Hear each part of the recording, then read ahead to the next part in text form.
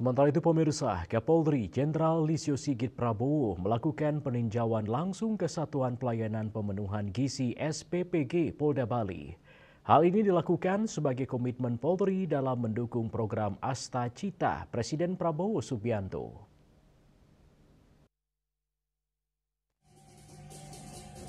SPPG Polri sendiri merupakan wujud dukungan nyata terkait dengan program Makan Bergizi Gratis atau MBG.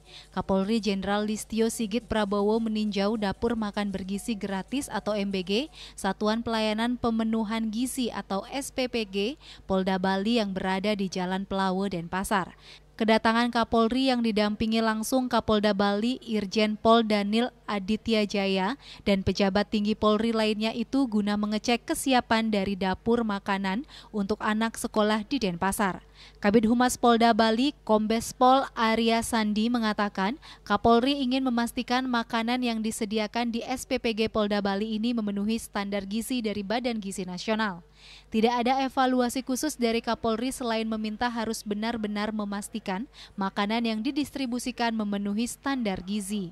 Kunjungan Kapolri hari ini itu mengecek pelaksanaan SPPG Polda Bali, khususnya di Denpasar ini yang memang sudah berjalan ya. Sementara ini sudah kita distribusi ke para siswa baik TK maupun SD, melihat perjalanannya seperti apa. Satu hal yang perlu kita menjadikan jaminan kepada para siswa ini bahwa masakan yang kita distribusi itu sudah melalui tahap pemeriksaan dari Bidokes. Jadi ada food security namanya, mengecek makanan ini apa sesuai dengan standar gizi yang ditentukan oleh Badan Gizi dan dia steril dari hal-hal yang bisa menimbulkan penyakit.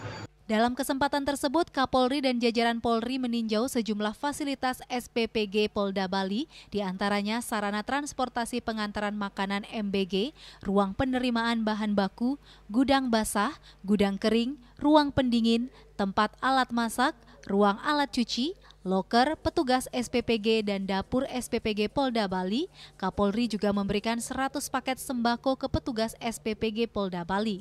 Rai Suwantara, Bali TV.